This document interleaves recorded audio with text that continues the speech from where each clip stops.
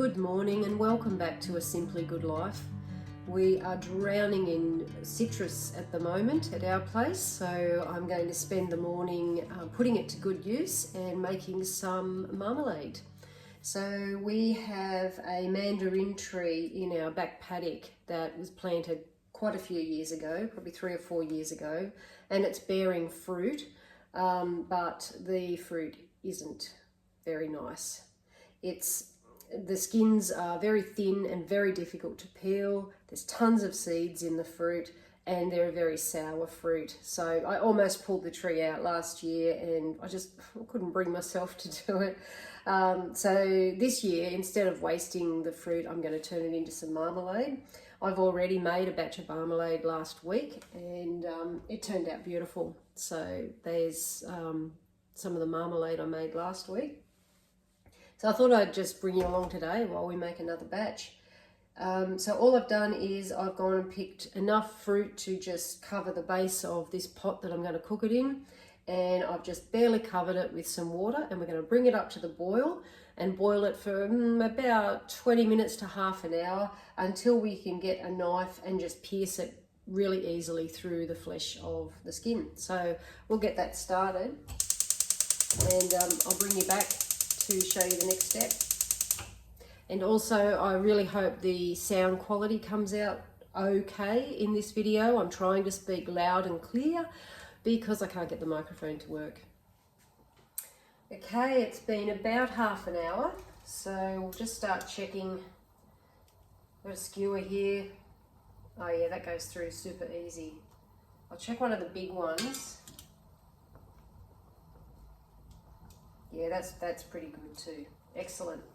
Okay, so I'm just going to take these out of the water and we're just going to let them cool until we can sort of handle them, till we can touch them, because the next thing we're going to do is take out all the seeds, and they're quite fibrous with a bitter pith in the center. So I'll just get some scissors and cut that little bit out as well. So keep the liquid in the pot. That becomes part of the marmalade. These haven't cooled completely, but they're certainly cool enough to handle. And I'm just cutting out the inner sort of tough, fibrous little bit and squeezing out any seeds that I can find. I don't know if you can sort of see that there. It's just a bit, doesn't make for a very pleasant marmalade. So just cutting it out like that, and any other gnarly tough bits that you come across, just cut them out. Get the seeds out and pop them into a blender, because we're going to blend all this up into a fine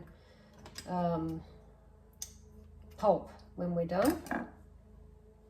Some people like their marmalade with, they finely slice up the skin of the fruit. That's not my personal preference. You can certainly do that if you want to. I much prefer a smoother marmalade. Okay, so here's all our de-seeded mandarins. I'm just going to blitz them up. I'll just turn the camera off while I do that because it's not a very pleasant sound. Okay, so that's all pulverized, and it's just made a really super thick mandarin puree.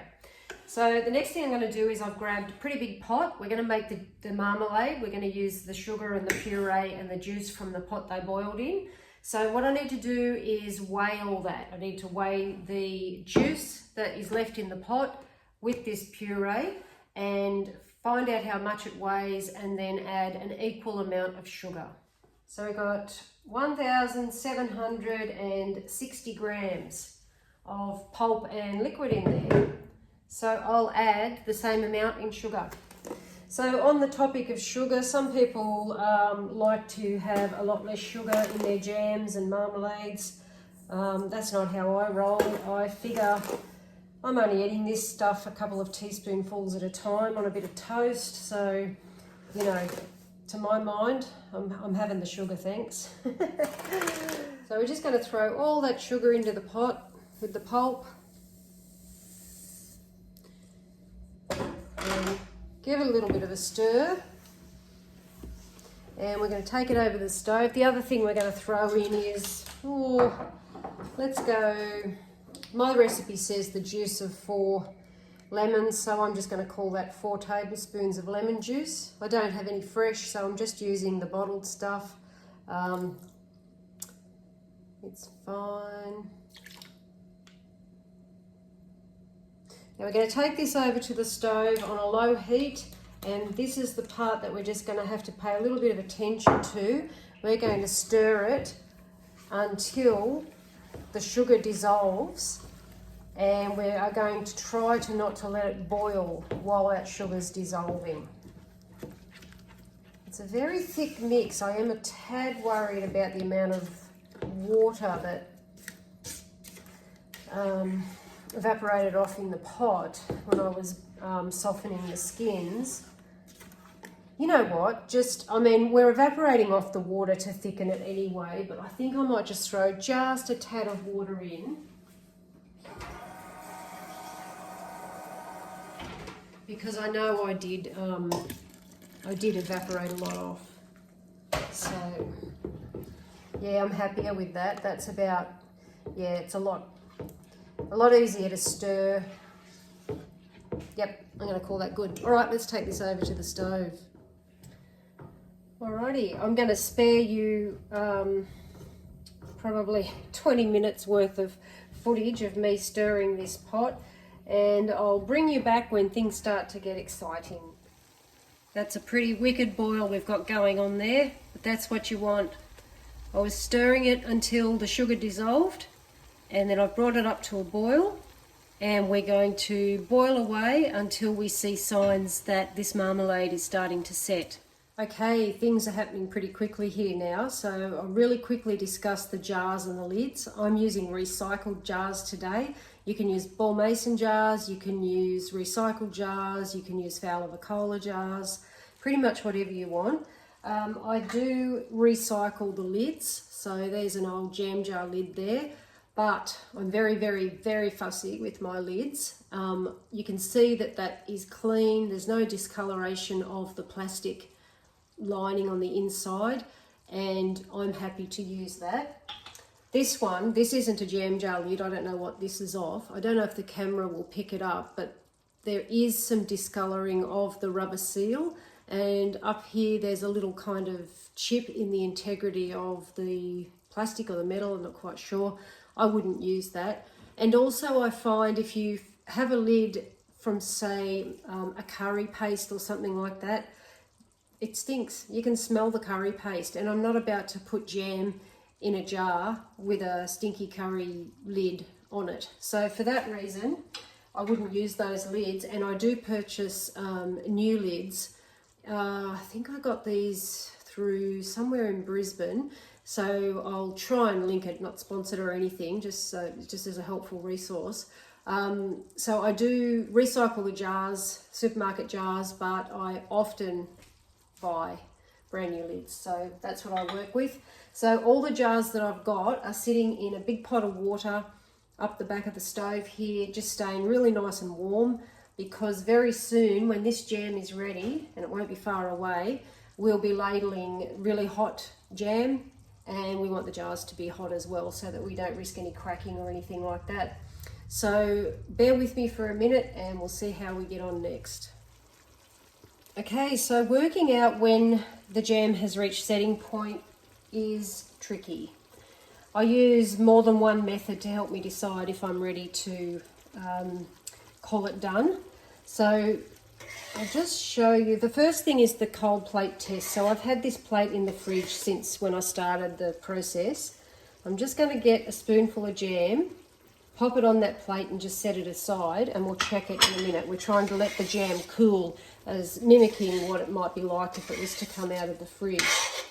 Another thing I'm going to do, and I don't know if the camera will pick this up or not, when you watch the drips off the spoon, that's pretty drippy still. See how there's a couple of drip points? But they are starting to come together in the center of the spoon. So it's getting close, and the drips are getting heavier and slow looking. So we're getting there. And of course, you can use a thermometer. My thermometer is deciding today to play funny buggers, and I'll see if I can get it to work again this time. You're looking for 105 degrees. Yeah, this is sitting on about 103.5, so I think it's close, but it's not quite there yet. So we'll just let it boil a bit longer. Let's just check this plate. There's a nice little drip in that. Yeah, it's thickening, but it's not where we want it yet, so we'll give it another 5 minutes, see how we go. Tastes good. Okay, I think it's probably been less than 5 minutes, and I just wanted to show you the spoon trick. Hang on. It worked a minute ago. Can you see how that's kind of sheet dripping? It is probably really hard to tell, but it's coming off in more of a sheet than a drip now. I'll put some more on the plate. And the colour is starting to go just a little darker. The bubbles are sounding a little slower, I guess is the best way to describe it. We're getting very, very close. It's such a tricky process. 103 point. Stupid thing. Not 120 degrees. Oh, I'm not going to rely on that thermometer. That's ridiculous. I'm going to give it a stir, and I'll just rely on the plate test and the drip test, I think. This really is the hardest part of jam making. I don't have any more tips other than a few tests and a bit of instinct. And the worst thing that can happen is it's too runny, and you can stick it back in the pot the next day when you've figured out it's too runny, and you can reboil it and start again. I have had it to where I've overboiled it and it had to go in the bin because it tasted very bitter and horrible. So, you know. Let me just see what this one, this is this one I just don't, yeah, you know what, I'm calling that. Yeah, I'm going to call that. I can just sort of tell by the colour, the drip factor. Yeah, that's done. All right, so our jam's done. I don't have a, what do you call it? A funnel that is the right size for the jars that I've got. So I'm just going to decant the marmalade into a jug to pour it into my glass jars. So, like I said, the jars are sitting over here in the water bath canner. Always wash up and keep more jars warm than you think you're going to need, because it's better to have too many than not enough. So I'm simply going to fill the jars up, and I'm going to take them almost all the way to the top. You don't need hardly any headspace at all for jams. I can't remember what it is off the top of my head, but you know, not much. And as I go, I'm just going to, I might need, it's a bit warm, just got some paper towel that I've dipped in some white vinegar. Just going to clean the rims, pop the lid on and pop it straight back into the water bath canner. So the water in the water bath canner is like a hot bath temperature. I can certainly put my hands in it. So I'm just going to go on with this process, and I'll bring you back shortly. Oh, I guess I should have said, one thing, I'm using I call them poppy top lids. They're the lug lids with a little pressy poppy top. With those lids, you do need to turn them on quite tight. It's a little bit different to the ball mason jars where you just do up the rings finger tight. So just a little bit more info there for you.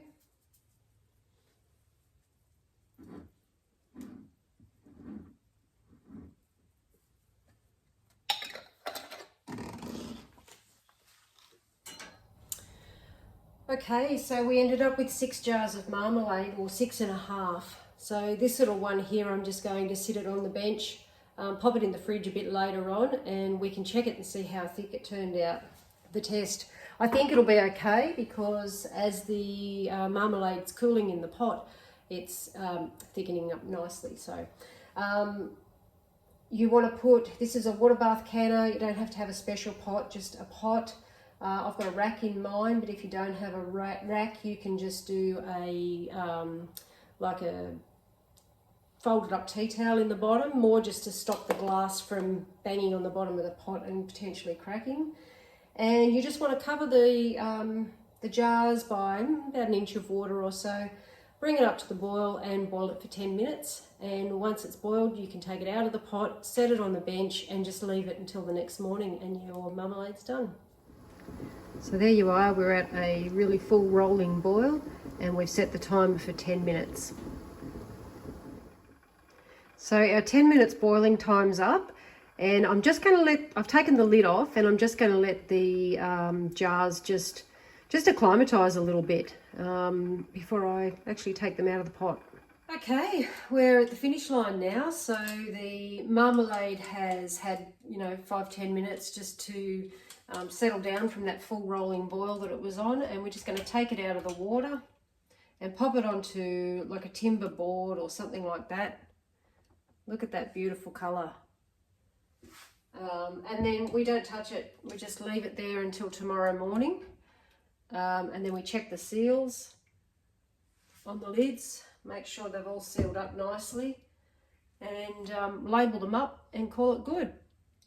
So because I just absolutely love nerding out on figures, I calculated that the 6.5 jars of marmalade cost me really only the cost of the sugar, which was $2.34.